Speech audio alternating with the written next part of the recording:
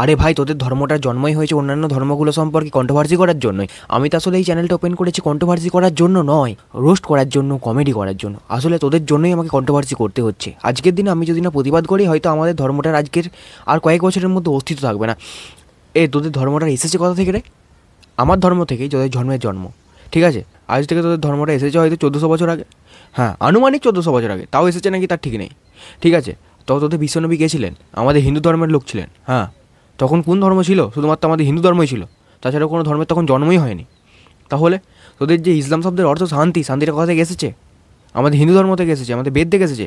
তোদের এই ইসলাম শব্দের অর্থ যে শান্তিটা, সেই শান্তিটা তোদের ওই কোরআন লেখার আগে প্রায় 5000 বছর আগে, 5000 বললে ভুল হবে, বেদটা আমাদের সবথেকে পুরনো ধর্মগ্রন্থ, 5000 বছর আগে আমাদের। আর তাহলে বেদে যে কত বছর থেকে? আনুমানিক কয়েক লক্ষ বছর আগে, একদম। তাহলে তোদের ওই বেদে বিশ্বামিত্র মুনি লিখেছিলেন আমাদের ওম শান্তি, ওম শান্তি, ওম শান্তি, ওম শান্তি, ওম শান্তি, ওম শান্তি, ঠিক আছে? আর সেখান থেকে তোদের ধর্মের নাম নেওয়া হয়েছে যে ইসলাম, ঠিক আছে? একটাই অর্থ, একটাই প্রবক্তা। আর তোরা তাহলে কীভাবে বলিস? তোরা কীভাবে যুদ্ধ বানাস কী করে? আর তোরা কী বলছিস এই মুহূর্তে? কী বলছিস? ইসলাম না চাইলে তোদের আমাদের হিন্দু ধর্মের অস্তিত্ব থাকবে না? কী রে, যতবার ভগবান জন্মগ্রহণ করে আমাদের ধর্মতেই করে, তোর ধর্ম করে না কেন? কেন করে না তোরা জানিস? আমাদের ধর্মটা হচ্ছে যত মত তত পথ, ঠিক আছে? একটাই কথা আছে, যত মত তত পথ। আমরা সমস্ত কিছুকে মেনে নিতে জানি। আমরা যদি একবার রূপটা ধরি আমাদের আসল, তো আর টিকে থাকতে পারবি? তো কোনো দিন পারবি না। কথাটা মাথায় রাখবি। আবার হয়তো সেই সুযোগ আসছে, রাখাস না, ঘাটাস না, নিজেদের মতো থাক। কথাটা মাথায় রাখিস, ঠিক আছে? তোরা রাগাস না, রাগাতে আসিস না আমাদেরকে। এখানে আর বেশি কিছু বলতে চাইবো না। আমরা তোদের খানিকটা ক্লিপগুলোকে তুলে ধরবো। তোদের যে শান্তি, সেই শান্তিটাকে বজায় রাখ।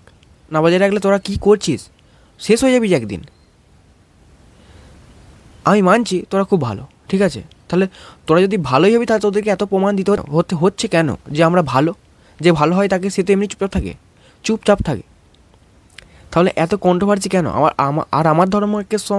আমার ধর্ম সম্পর্কে তোদের না বললে কি তোদের ভাত জমায় না? কী রে, আমরা তো তোদেরকে নিয়ে আলোচনা করি না? এর জন্যই তোদেরকে আমরা এত ঘৃণা করি, এর জন্যই করি। এতটা ছোট লোক তোরা, যাচ্ছে তাই নোংরাগুলো। এখন যুদ্ধ ধর্মের জন্য করছি, ধর্মের জন্য। ধর্ম কোন দেশের ভাষা? এটা বাংলা। কি ধর্ম কোন দেশের ভাষা? এটা আপনাকে জিজ্ঞেস করছি, আপনি কি জানেন? জানেন না। আপনি শুধু একটা ধর্ম শব্দের বাংলা জানেন না।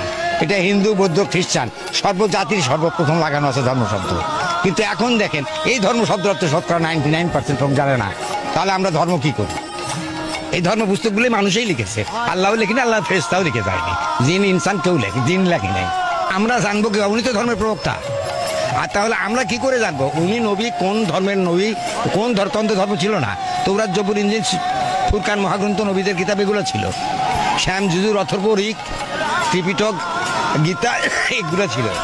কোরআন তো ছিল না, ওনার মাধ্যমে এসেছে, মিডিয়া হয়ে এসছে। তাহলে উনি কোন নবীর ধর্ম পালন করলেন, করে ওইটা পেলেন? আপনাকে বলি ইসলামের বাংলা কি?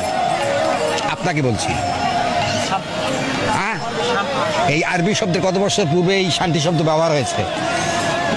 কোন মনীষী এই শান্তি শব্দটা কোন ধর্মগ্রন্থে লিখেছে? বলো এই কেতাবের কোরআনের আগে, কোরআনের আগে। কোরআন যায় 1400 বছর আগে। কোরআনের কত আগে আসছে? এটা 5500 বছর আগে। বিশ্বমিত্রা মুনি উনি ঋগ্বেদ লেখেন, বেদ লেখেন।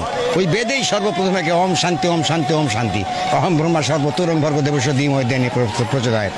তাইলে আপনি বলেন তো, আপনি ধর্মের কি বলবেন? ধর্ম নিয়ে কি আলোচনা করবেন?